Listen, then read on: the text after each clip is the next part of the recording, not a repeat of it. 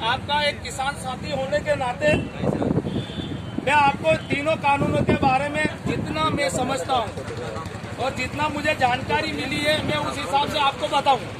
हाँ बनाओ। देखिए, अच्छा बढ़िया बनाओ कानूनों का।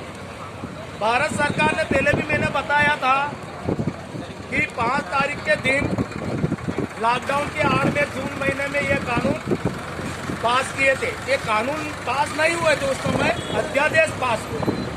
अब कानून बनाने की प्रक्रिया होती है, अगर सांसद बंद रहती है, सांसद अगर बंद रहती है, सांसद चालू नहीं रहती है, उस समय में जो भी वर्तमान सरकार रहती है वो क्या करती है, अध्यादेश लाती है। वो जैसे ही कानून सांसद खुलता है तो कानून के रूप में पास कर दिया जाता है। तो सरकार 3 अध्यादेश लाई थी कृषि के ऊपर। एक था वस्तु अधिनियम, जो कानून बनाया गया था पहले, उसमें संशोधन था। अब वस्तु अधिनियम कानून क्या था? वस्तु अधिनियम कानून ये था कि जो आवश्यक चीजें हैं इन लोगों ने संशोधन किया। उसमें आवश्यक वस्तु अधिनियम में दाल है, दलहन है, खाने की जो मक्का है, ज्वार है, बाजरा है, जो आवश्यक चीजें जो इंसान को जरूरत पड़ती है, उन खाद्यान्नों को भंडारण करने की जो क्षमता सरकार के पास थी, जो विपणन कंपनियां जो हमसे खरीदती है और वहां गोदाम में डालती है, तो वो फिर पहले सरकार के पास थी और वो भंडारण करती थी सरकार। और फिर जब आपात स्थिति इस देश में लागू होती थी या जरूरत पड़ती थी इस देश की जनता को, तो किसान वहां से सस्ते रेट में, वो सरकार क्या करती थी, सस्ते रेट में लोगों में बांटती थी। अब वस्तु अधिनियम इस कानून में क्या करा सरकार ने कि उद्योगपतियों को खुली छूट दे दी, पूंजीपतियों को, इसमें कि पूंजीपतियों को छूट दे दी कि आप भी भंडारण कर सकते हो। तो अगर भैया चौहान जी भंडारण कर सकते हो, तो आप थोड़ी देर के लिए आपको मैं एक उदाहरण देता हूँ कि हमने यूरिया तो सबने डाला, खेत में डाला है, नहीं डाला? तो यूरिया की कोई किल्लत नहीं थी। यूरिया क्या है, कंपनी से बन के निकल चुका था, पर जिसके पास पैसा था उसने क्या करा, गोदामों में भर के रखा, जिसके बाद 300 साढ़े 300 रुपए वाली जो बोरी हमें 1000 रुपए में भी लेनी पड़ी। इसका मतलब ये हुआ कि गोदामों में जब उसने स्टॉक कर लिया और स्टॉक करने के बाद यूरिया मार्केट में नहीं दिखा और जिस चीज ने हमें बेचा था 1000 रुपए में हमें बोरी दी, यानी पूंजीपतियों ने हमारे साथ शोषण करा। अगर ये सरकारी गोदाम में होता यूरिया तो क्या हमें इस भाव में मिलता? नहीं मिलता। तो अब इसी तरीके से अगर आवश्यक वस्तुएं अगर ये पूंजीपति लोग भंडारण कर लेंगे, भंडारण करने के बाद जब जरूरत पड़ेगी, आम आवाम को जरूरत पड़ेगी, तो क्या ये पूंजीपति, ये पैसे वाले घराने के लोग सस्ते दामों पे हमें वो अनाज देगा? नहीं देगा।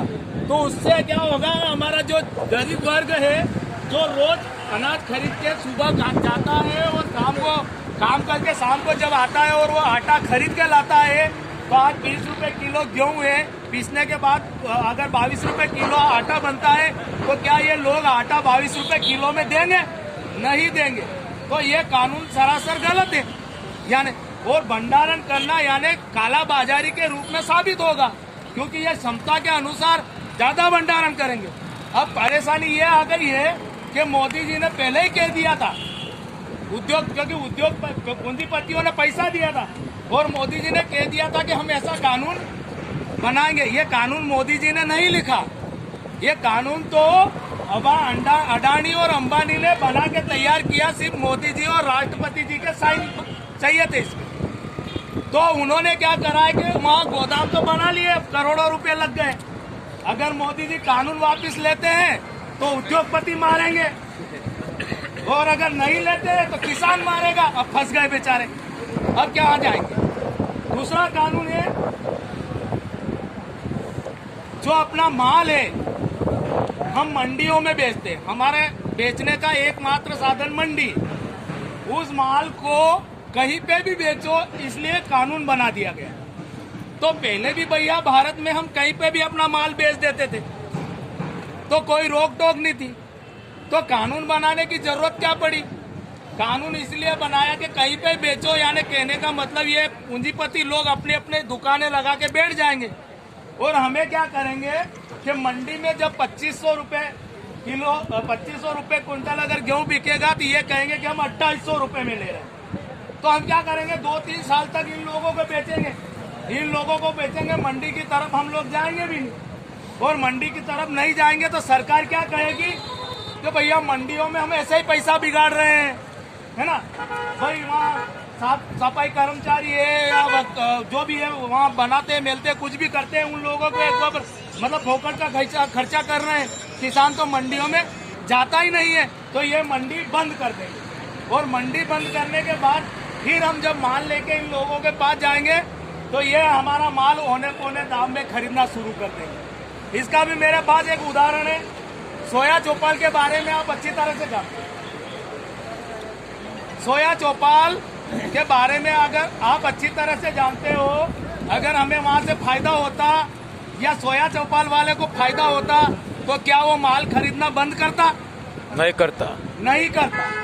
वो सिस्टम गलत था, इसलिए वो खरीदना मिलना बंद कर दिया और मंडी बंद हो जाएगी। देखिए मंडी में क्या होता है, ये कहते हैं हम आड़तियों को जो बिचौलियों को खत्म करेंगे। अगर सरकार वास्तव में बिचौलियों को खत्म करना चाहती है तो अनिल जो अंबानी और अडानी है, ये पेट्रोल जो बाहर से खरीद के हमें यहाँ बेचते हैं, वहाँ 20 रुपए लीटर पेट्रोल खरीदते हैं और हमें 100 रुपए में बेचते हैं। तो बिचौलिए तो इनको खत्म करो, हमारे पास डायरेक्ट पेट्रोल आन दो 20 रुपए लीटर। भाई ये जो बिचौलिए इनको खत्म करो। अब मंडी में जो बिचौलिए है भाई साहब, वो क्या करते हैं, कुछ परसेंटेज, थोड़ा परसेंटेज के आधार पर वो माल खरीदते हैं हमारा। तो वो माल खरीदते हैं, आज में अगर 50 कुंटल भी ले गया तो वो 5 मिनट में खरीद लेगा। और वहाँ क्या होता है, 10 व्यापारी आते हैं, 15 व्यापारी भी आते हैं। कहीं कहीं हमारी जो बड़ी बड़ी मंडियाँ वहाँ तो 2-2 गैंग चलती है। तो वहाँ क्या होता है कि जैसे एक बकरा अगर खरीदने के लिए कोई आएगा, एक बकरा मेरे पास है और एक व्यापारी आएगा, तो व्यापारी क्या करेगा, मेरे बकरे का 2000 रुपये मूल्य लगाएगा, अकेला आएगा। अगर ज्यादा ही वो कोशिश करेगा तो 50 रुपये बढ़ा देगा, 50 रुपये बढ़ा देगा, जिसके बाद वो पैसा नहीं बढ़ाएगा। अगर 10 व्यापारी आते हैं मेरा माल देखने के लिए, तो उसमें क्या होता है, मेरे माल का भाव बढ़ता है, भाव बढ़ता है। आपने देखा होगा बोली शुरू होती है 800 रुपये से और खत्म होती है 1400 रुपये पे। तो कितने रुपए बढ़े हमारे? 600 रुपये बढ़े। अगर एक ही आदमी होता तो क्या 600 रुपये बढ़ते? नहीं बढ़ते। तो हम हमारा गेहूं का ट्रैक्टर लेके दुकान दौड़ेंगे तो दुकान पे तो एक ही मालिक रहेगा, क्या वो पैसा बढ़ाएगा? नहीं बढ़ाएगा। और मुझे अगर मेरा माल थोड़ी देर के लिए, इस भारत के अंदर आप लोग जानते होंगे 96% किसान एकड़ 2 एकड़ 3 एकड़ जमीन है, उसके पास ज्यादा जमीन नहीं है। तो 1-2 एकड़ जमीन वाला आदमी अगर आलू एक ट्राली आलू हुआ, अगर वो ट्राली आलू को लेकर के गुजरात जाएगा बेचने के लिए और वहाँ पे फिर बेचेगा तो उसको कितना समय लगेगा भैया? लगेगा। फिर उसको वहाँ जगह देखनी पड़ेगी या फिर दुकान खरीदनी पड़ेगी या किराए से लेना पड़ेगा। तो फिर वहाँ दुकानदारी करेगा कि यहाँ घर आके अपना खेती करेगा। तो ये भी गलत है, ये कानून भी हमारे लिए सही नहीं है। तो जो चल रहा था वो मंडियों को बंद करने का जो कार्यक्रम है वो है। और दूसरा है एमएसपी की, जब ये बात करते थे हम एमएसपी बढ़ाएंगे और भी ये मजबूत करेंगे, पर एमएसपी की गारंटी क्यों नहीं दे रहे? हमें एमएसपी की गारंटी चाहिए, तो एमएसपी की गारंटी भी नहीं देते। अब तीसरा कानून जो है, तीसरा कानून ये है कि खेती को ठेके में देना। अब खेती को कॉन्ट्रैक्ट फार्मिंग जिसको कहते हैं, तो कॉन्ट्रैक्ट तो का तो अर्थ सबको पता है कि भाई ठेका। तो क्या हम अपनी खेती को ठेके पे देंगे?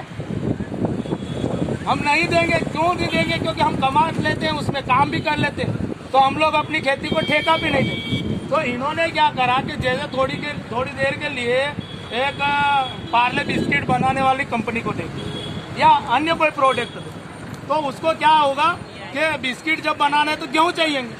अब कंपनी खुली है तो कंपनी को क्या है? सर हमारा फोटो कैसे